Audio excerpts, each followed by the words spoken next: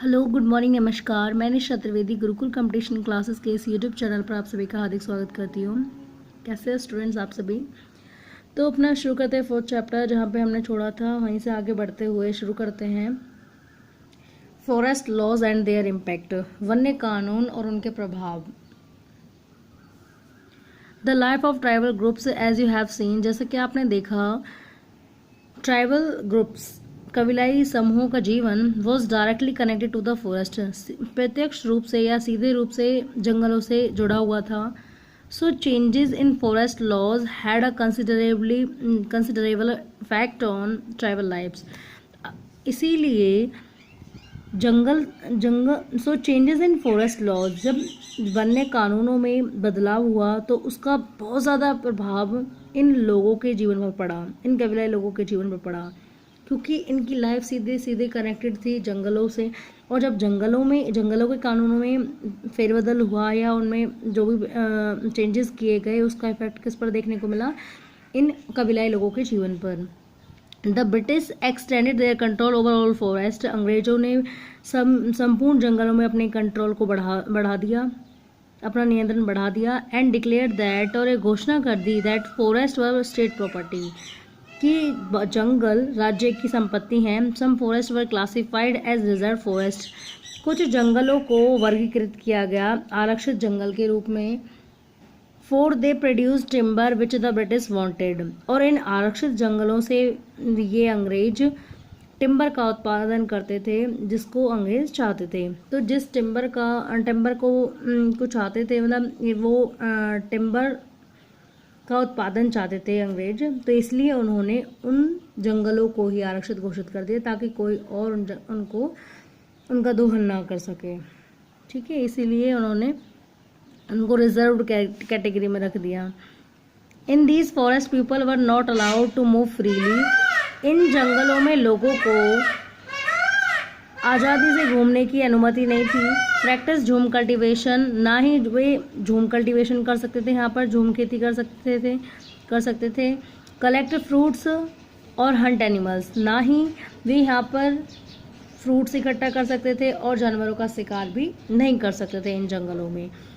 How were jhum cultivators to survive in such a situation. अब प्रश्न उठता है कि ऐसी परिस्थिति में इन झूम खेती करने वालों की जीवन कैसा होगा, कैसे वो जीवन जी पाएंगे। Many were therefore forced to move to other areas in search of work and livelihood, बहुत से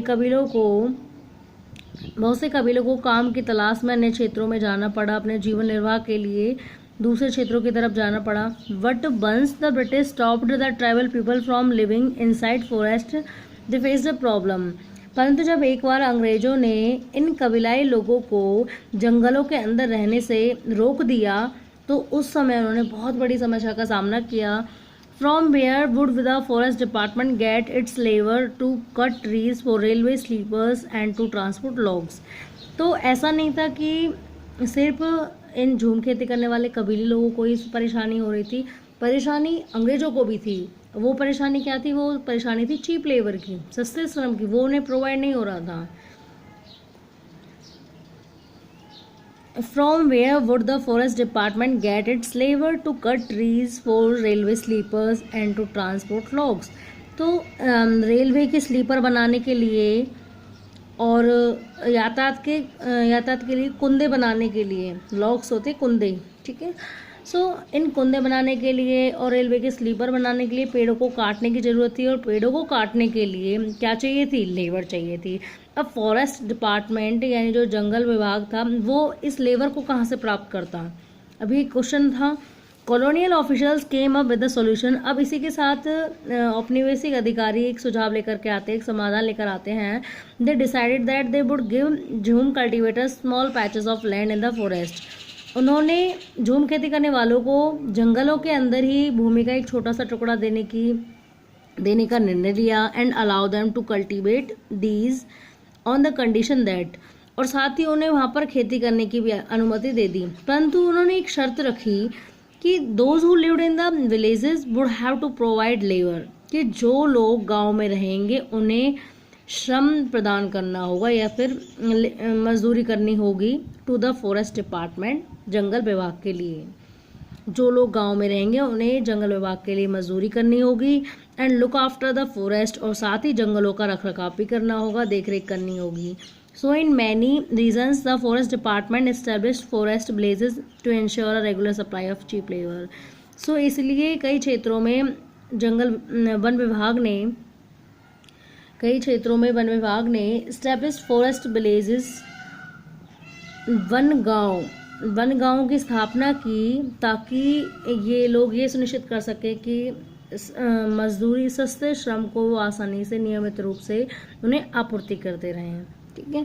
सो फॉरेस्ट डिपार्टमेंट ने एक तरीके से फॉरेस्ट विलेज बना दिए ताकि उन्हें चीप लेबर की सप्लाई होती रहे।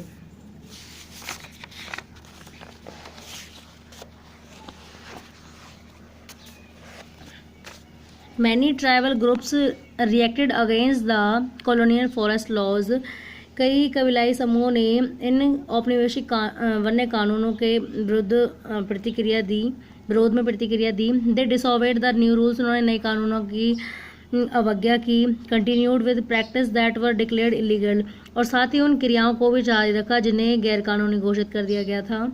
And at times rose in open rebellion, और इस समय उन्होंने खुले में विद्रोह करना शुरू कर दिया।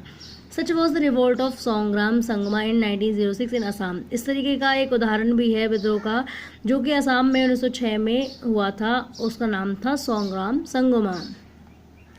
And the forest satyagraha of the 1930s in the central provinces, और साथ ही सेंट्रल प्रोविंसेस में 1930 के दशक में भी वन सत्याग्रह शुरू किया गया था। तो ये कुछ प्रोटेस्ट करने के तरीके थे। द प्रॉब्लम विद ट्रेड, अब व्यापार के साथ क्या समस्या थी। ड्यूरिंग द 19th सेंचुरी, शताब्दी के दौरान tribal groups found that traders and money lenders were coming into the forest more often, wanting to buy forest produce, offering cash loans and asking them to work for wages. तो 19वीं शताब्दी के दौरान कबीलाई समूह ने पाया कि व्यापारी और साहूकार इन जंगलों में प्राय इसलिए आ रहे थे क्योंकि वे जंगल के उत्पाद खरीदना चाहते थे, और साथ ही वो कैश लोन यानी कि नगद में ऋण देने को पेशकश कर रहे थे, और साथ ही and asking them to work for wages, और उन्होंने इन व्यापारियों ने मजदूरी के लिए काम देने की भी उन्होंने बोला था। ठीक है। And asking them to work for wages, यानी कि उनसे कहा कि आप लोग मजदूरी करिए, आपको पैसे मिलेंगे। तो एक तरीके से मेहनताने पर मजदूरी करने के लिए कहा। It took tribal group some time to understand the consequence of what was happening. हालांकि कबलाई लोगों को इसे समझने में, यानी कि जो ये सब जो घटित हो रहा था उनके साथ, ये ट्रेडर्स का आना, कॉलोनियल लॉज का बनना, ये सब जो इनके साथ हो रहा था, इनके क्या परिणाम निकलेंगे वो सब उनके सामने धीरे धीरे समझ में आने लगा था उन्हें। Let us consider the case of the silk growers. तो जो सिल्क उत्पादक थे, सिल्क उगाने वाले थे, उनके बारे में उनकी कंडीशन को देखते हैं, उसके बारे में पढ़ते हैं। इन द 18th सेंचुरी, 18वीं शताब्दी में Indian silk was in demand in European markets. भारतीय सिल्क की यूरोपीय बाजारों में बहुत ज़्यादा मांग थी। The fine quality of Indian silk was highly valued and exports from India increase rapidly. साथ ही जो बहुत ही बेहतर किस्म की भारतीय सिल्क थी उसकी बहुत ज़्यादा वैल्यू थी, ऊंची कीमतें थी, और उसको भारी मात्रा में उसका निर्यात किया जा रहा था। एज द मार्केट एक्सपेंडेड, जैसे ही मार्केट बाजार में इसका विस्तार हुआ, East India Company officials tried to encourage silk production to meet the growing demands. तो अपनी ज़रूरतों को, साथ ही इन ज़रूरतों को पूरा करने के लिए, इन डिमांड्स को, सिल्क की जो डिमांड बढ़ रही थी, इस डिमांड को पूरा करने के लिए ईस्ट इंडिया कंपनी के अधिकारियों ने सिल्क उत्पादन को ज़्यादा प्रोत्साहित किया, बढ़ावा दिया। Hazaribagh in present day Jharkhand, Hazaribagh जो कि वर्तमान में झारखंड में स्थित है, was an area where the Santhals reared cocoon, जहाँ पे संथाल कम्युनिटी कोकून को पालती थी। The trader dealing in silk sent in their agents, तो जो व्यापारी होते थे वो अपने एजेंट को भेज करके अपने एजेंट को भेजते थे सिल्क उत्पादकों के पास। The traders dealing in silk sent in their agents who gave loans to the tribal people. तो ये जो व्यापारी होते थे वो खुद नहीं जाते थे, वो अपने एजेंटों को भेजते थे सिल्क खरीदने के लिए। साथ ही वो ट्राइबल पीपल्स को, आदिवासी लोगों को लोन देते थे, ऋण देते थे एंड कलेक्टेड द कोकून्स, और उसके बाद कोकून को इकट्ठा कर लेते थे। The growers were paid ₹3 to ₹4। In growers को, यानी जो रेशम पालन करने वाले थे, इनको 3 से 4 रुपये मिलते थे फॉर 1000 कोकून्स, हज़ारों कोकून के लिए इन्हें सिर्फ मात्र 3 या 4 रुपये मिलते थे। These were then exported to Burdwan और गया। बाद में बर्दवान और गया जैसी जगहों पर इन्हें निर्यात कर दिया जाता था इन रेशम where they were sold at 5 times the price। और यहीं पर बर्दवान और गया से, जहाँ पर वो बेचते थे, निर्यात करते थे, यहीं से ये लगभग 5 गुनी कीमत पर बेचा जाता था। द मिडिल मैन, जो बिचौलिया होता था, so called because they arrange deals between the exporters and silk growers. क्योंकि ये बिचौलिया, ये जो मिडल मैन होता था, ये एक्सपोर्टर और यानी कि निर्यातक और सिल्क उगाने वाले के बीच में डील कराता था, इसीलिए मेड ह्यूज प्रॉफिट, सबसे ज़्यादा लाभ यही कमाता था। The silk grower earn very little, जबकि जो सिल्क उगाने वाले थे उनको बहुत ही कम फ़ायदा होता था, बहुत ही कम कमाई होती थी उनकी। Understandably many tribal groups saw the market and the traders as their main enemies. तो स्वाभाविक सी बात थी कि कबीलाई लोग समूहों ने बाजार और इन व्यापारियों को अपना सबसे बड़ा दुश्मन के रूप में देखा। The search for work, the plight of the tribals who had to go far away from their homes in search of work was even worse।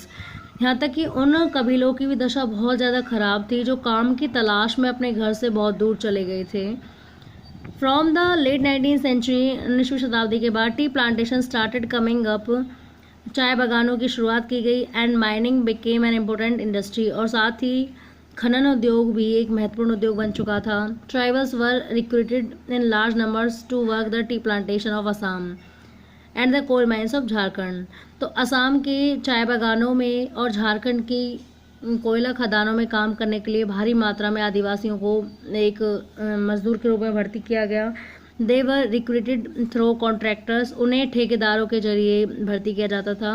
Who paid them miserably low wages, जो उन्हें दयनीय ढंग से बहुत ही ज़्यादा कम वेतन दिया करते थे। And prevented them from returning home, और साथ ही उन्हें घर वापस लौटने भी नहीं देते थे। सो ये इस तरीके की कंडीशन थी। So now I am stopping here. Thank you so much for watching this video. Please do comment, like and subscribe our channel. Thank you so much.